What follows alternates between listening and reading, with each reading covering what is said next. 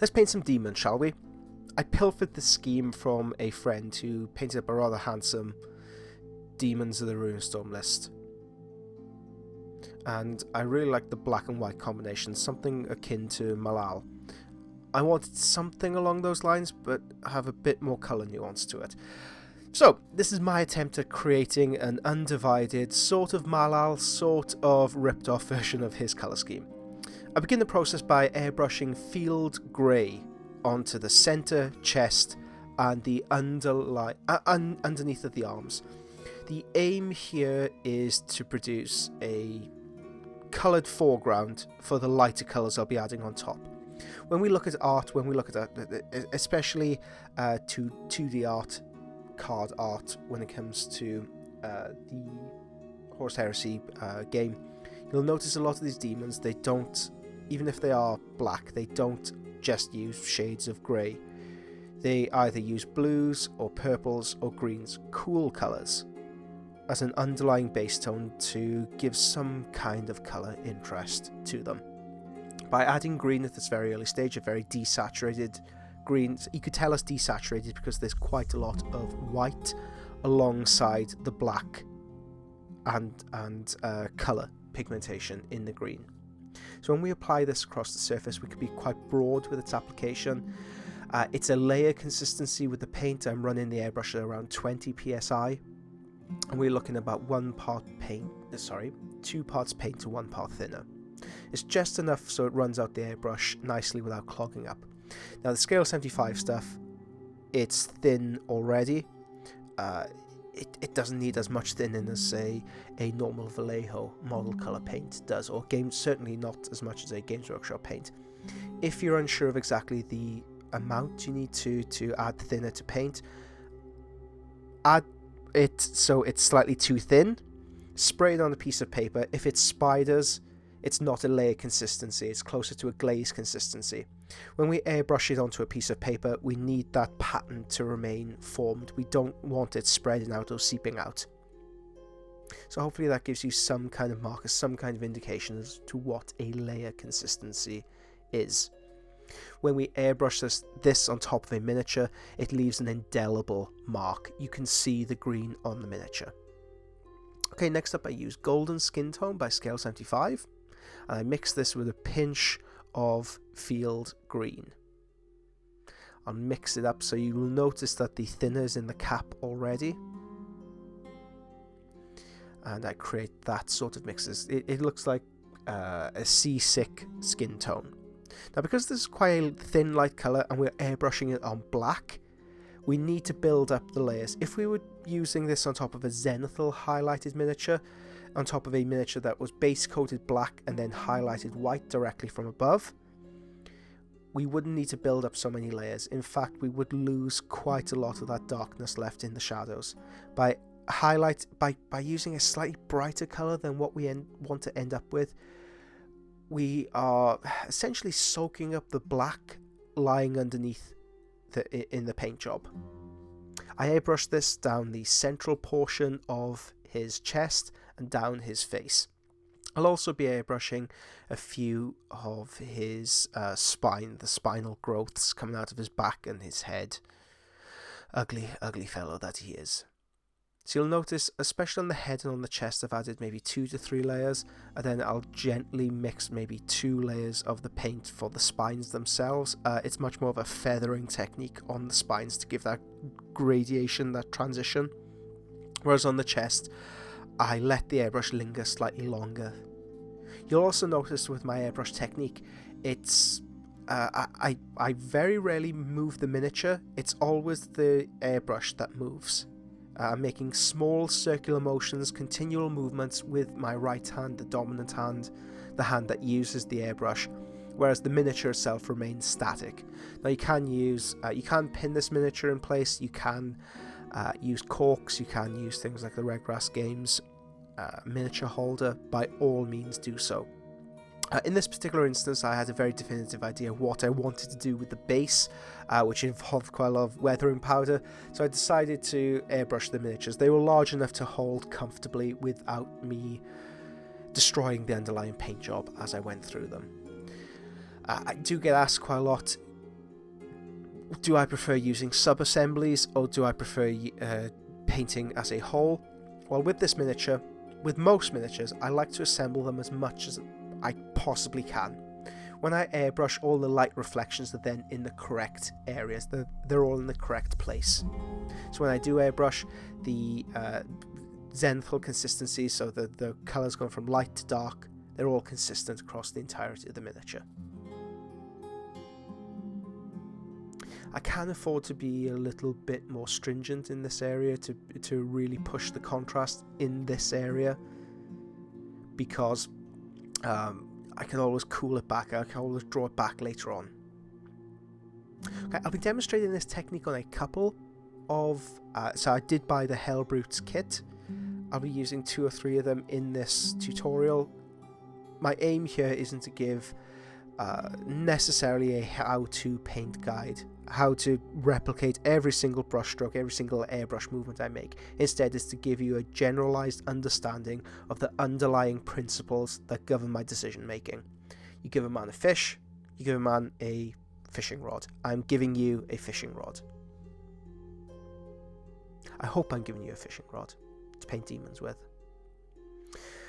Okay, so notice also how I hold the miniature and what areas are being clipped by the paint. It's not so simple as using a strictly zenithal highlighting principle. If I were to use a strictly zenithal highlighting principle, light coming directly from above, well, it would lead to an overall boring result. With this, I need to think more in terms of colour contrast. I want to develop interesting surfaces, interesting patterns across the surface of the miniature. The spines receive a coat, the chest and the head. That way I could create a trifecta of highlighting. You could create a triangle on the miniature. So when you look at the miniature, the pattern recognition kicks in and you automatically are led to his face. And there's also another good reason why I've used green in the undertone, which will become abundantly clear later on. Actually, if you've probably seen the pictures at this point, you've probably seen the promotional pictures. Sorry, that's telling me I'm teaching Johan tomorrow. If you're watching this, Johan, I'm teaching you in the past when you watch this video. I hope you've learned a lot. Speaking of which, I will be opening more tuition spots between the dates of the 26th and 28th of December. If you are interested in receiving online coaching one-to-one from the comfort of your own home, you don't need any specialist equipment, please let me know. Please be in touch and I can send you through a welcome pack and then we can hopefully get you enrolled.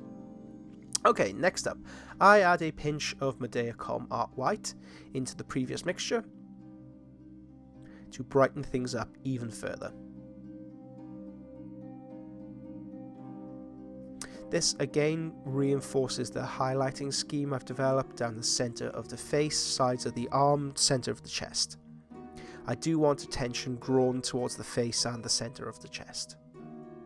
The rest of the details I won't really touch with a brush. I want to leave them amorphous. The reason being is that the sculpt itself comes with really nice details attached to it already, and because this is a demon, I want it to look almost half-formed, like it's not quite ingrained on this plane of existence.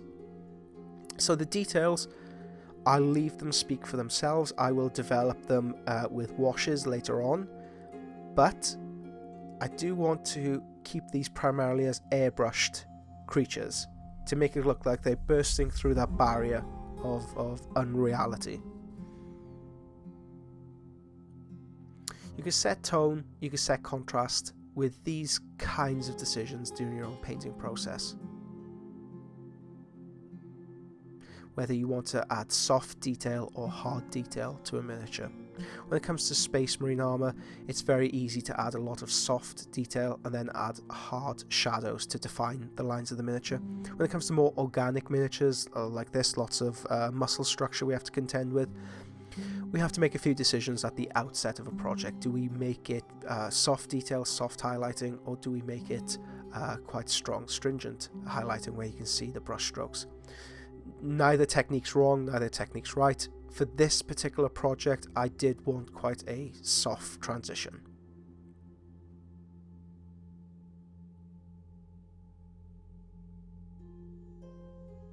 If you do use this scheme, please let me know if you need any advice on how to develop your own Demons of the Ruinstorm list. The intention of these miniatures was to create a visceral, grimdark style of demon. The paint job done by the official Forge World studio, it looks great. I haven't got complaints about that whatsoever.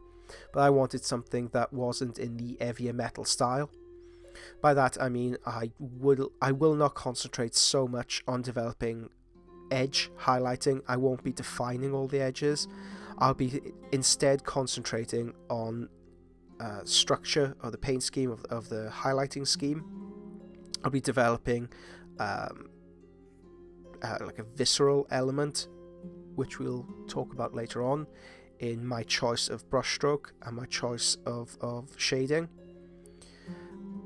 and in choice of texture as well.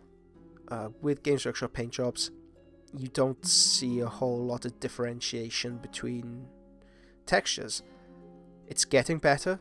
I very much realise there is a blanket make it all statement, and there will be many exceptions to that rule. However, with this piece, the primary intention is to exploit texture, colour nuance, and special blood techniques that we'll be concentrating on.